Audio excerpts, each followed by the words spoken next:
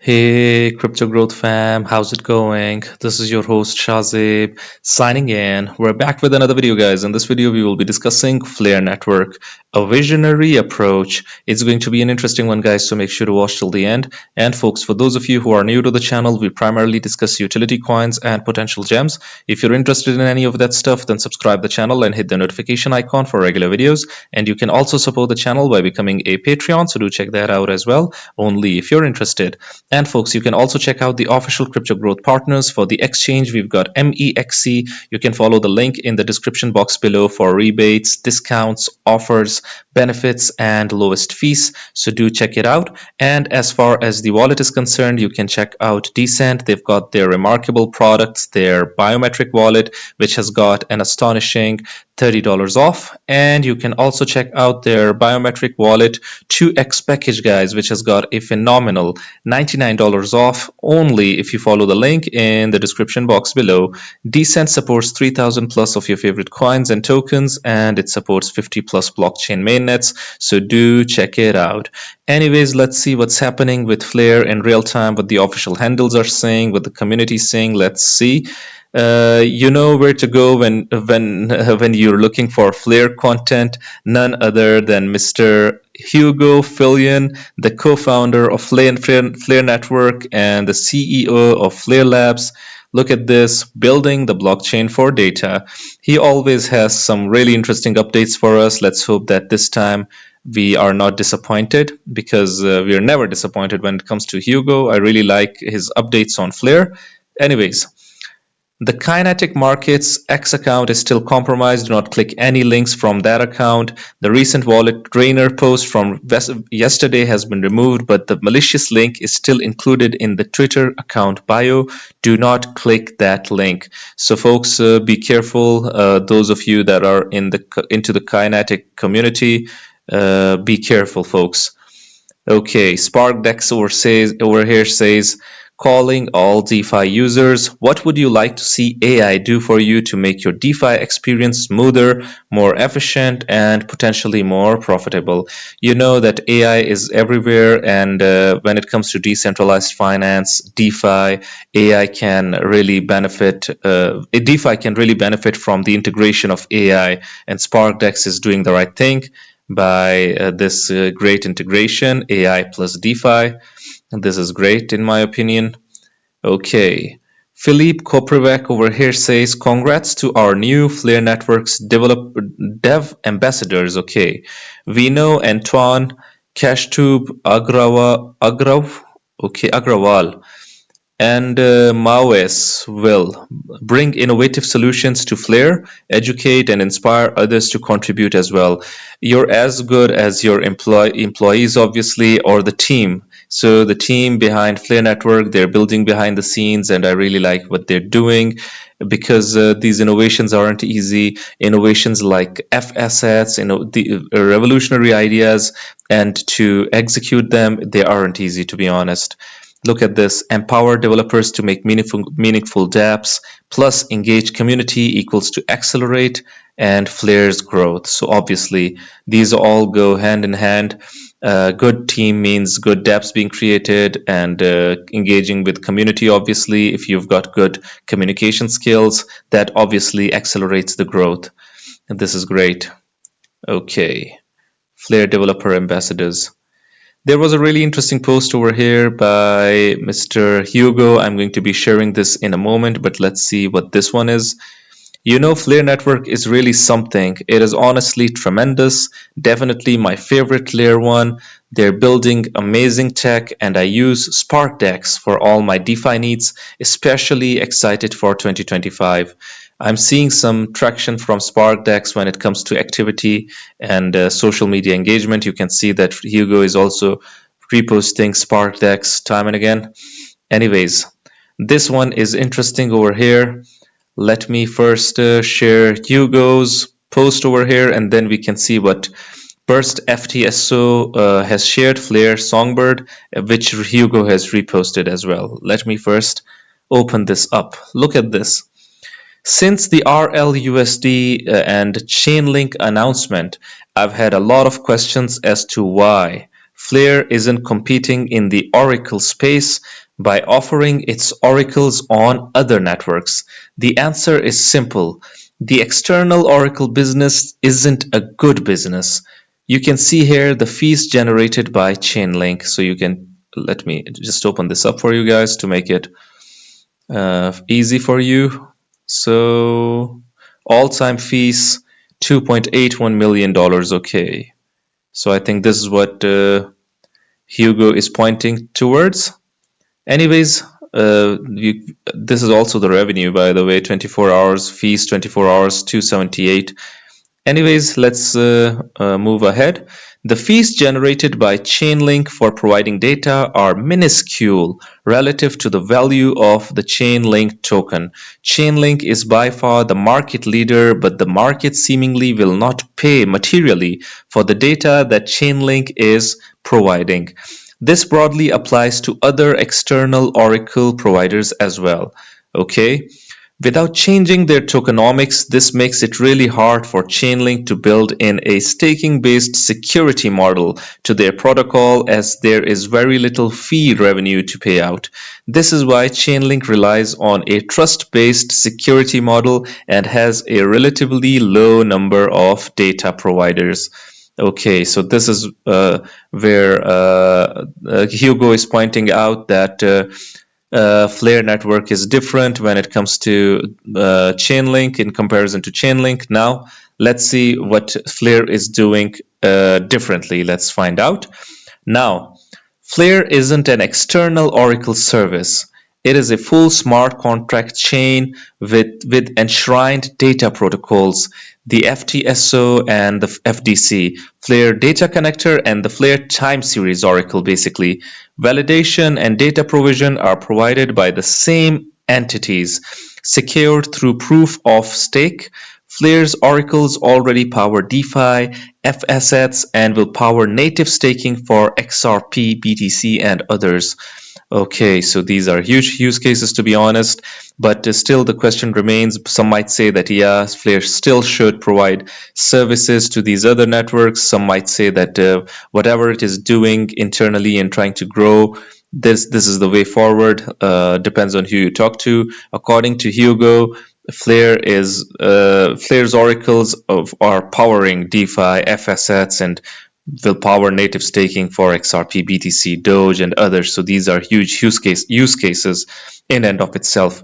Anyways, there are many other use cases on Flare that can and will be powered by Flare's data protocols. So they will be utilized, from what I understand from this. Security on Flare is derived not from trust, but from the symbiotic value created by the unique utility of bringing together a full smart contract platform with its own enshrined data services. By the way, yeah, Flare is also a layer 1. When it comes to Chainlink, I think it is reliant on Ethereum. The main layer 1 is Ethereum, right? When it comes to Flare, it is a layer 1 with full smart contract support, a platform, and it has its own enshrined data services which are purpose built to serve the ecosystem's needs. So basically their fundamental agenda is to serve its own network, I think, instead of focusing on others at the moment, I think. So this is, from this we can decipher that. Okay, now none of this means that Flare won't provide its data on other networks. Okay, so it will provide it, but I think that that isn't the priority yet. It just means that the market opportunity for doing so as a pure service like Chainlink doesn't really exist. Honestly, let Chainlink have that market, as it isn't much of a market. In order for data provision to other chains to make sense, it would need to be part of a product or initiative that generates material growth for Flare. Right now, the far bigger priority and market opportunity is encouraging and spearheading the development of Flare's native ecosystem. Okay, so like I told you guys, not relying on external networks, but first and foremost, developing Flare's native ecosystem. That is the top-notch priority at the moment, based on its enshrined oracles, brilliant developers, committed data providers, and enthusiastic community. I really like that. You might disagree with Hugo, you might agree or disagree. Everyone has got their own perspective, but I really like the engagement that Hugo has. If there are questions being asked, Hugo tries to tackle them. So I really like it. He doesn't beat about the bush and hide behind hide behind the bushes. Basically, he tries to tackle these questions. So let's see what the people are saying. Do they buy it, or do they agree or disagree? Let's see if anyone has commented over here. Okay, I remember hearing years ago about how Flare was going to overtake Chainlink and become the dominant oracle. Glad to see you agree that this objectively has not happened, but your post has a lot of misconceptions about Chainlink that I'd like to correct. Yeah, we like to learn and we like to see both perspectives. Let's see what the counter argument is. Firstly, that DeFi Llama page does not encapsulate all forms of Chainlink revenue, not even close. Not only does it only cover a subset of the on-chain fees paid for a few Chainlink services, you can see it is actually broken on the per product tabs and not updating correctly and hasn't for months. Chainlink revenue comes from a wide array of on-chain and off-chain sources, including usage-based payments, revenue sharing, OEV revenue, scale program, build program. These are just a few of the different monetization methods being actively employed. But you have a broader misunderstanding about what Chainlink is exactly, in that you think it is just a price oracle and therefore it is total addressable market is small. But this couldn't be further from the truth. Chainlink is a unified platform providing all the decentralized services that smart contracts need, but blockchain do not offer.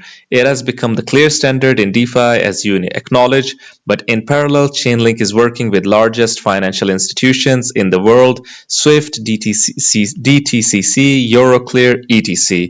This is great. I know that they're trying to collaborate with great institutions.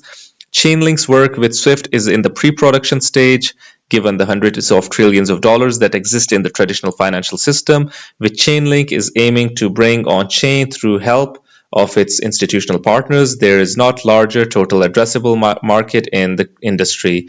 So I really like when we get good counter arguments as well. I really like it. So I want to know what Chainlink has to say about this. The external oracle business isn't a good one. Well, they got the deal, not you. Maybe it is. True trust-based. Where did you get that from? Folks are impatient, though Flare Networks is still relatively young. It has already made a tremendous amount of progress. It takes time. Yeah, Chainlink is already in a stage where it has truly developed and become a juggernaut. I agree that Chainlink, I really like it as a project. The partnerships for what it is doing, to be honest, I really like it. I've covered it as well. But I agree with the crypto era over here that give Flare time. It is still relatively young. Let's see how it does a decade from now, 5 years from now. Let's see how it goes. I think it needs time. These things take time to build. Okay, so it takes time, dedication, and effort to build something properly. I agree. Criticism without solutions add no value. Individuals must be ignored. Okay. So anything else? Any good post? Any good reply?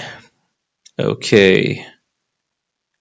Okay, thanks Hugo. So Chainlink is not Flare's competitor. Is it correct that Flare is competing with Ethereum, Solana, Cardano, Sui, etc.? Or does Flare want to complement and connect them with each other? I think both. I think Flare will be a layer one as well. And like Hugo said in the end that, yeah, it wants to provide services as well and connect other networks as a service as well. I think that competing would be a harsh term. I think it wants to just build its own brand, to be honest. And in the process, if it competes or collaborates with these projects in the process, that would be good. That is a different story. Let's see how it goes. So I really like this this post of Hugo, and Burst FTS over here also said that, well said, and clearly Flare's approach is visionary. a visionary approach. Basically, this is where the title comes from. DLDR, building a robust native ecosystem powered by FTSOs and FDCs, is where the real value lies. Competing in a low-margin external Oracle market doesn't serve Flare's long-term growth. Instead, Flare is focused on unlocking game-changing utility for assets like XRP and BTC, while fostering innovation and security within its own ecosystem. Let's keep moving forward. By the way, I might make this the title or make this one the title. This also seems awesome. Game-changing utility. This is also great. Anyways, what do you guys think about Flare Network, folks? Do you think that it has a visionary approach, and do you think that it is providing game-changing utility? I would really like your opinions. Do hit the comment box below and let the community know. Anyways, guys, this was it for the video. If you liked it, make sure to like, share, comment, subscribe, and hit the notification icon if you're interested in utility coins and potential gems. And you can also support the channel by becoming a Patreon, so do check that out. Like I always say in the end, until next time, stay blessed and stay tuned. Thank you very much, everyone.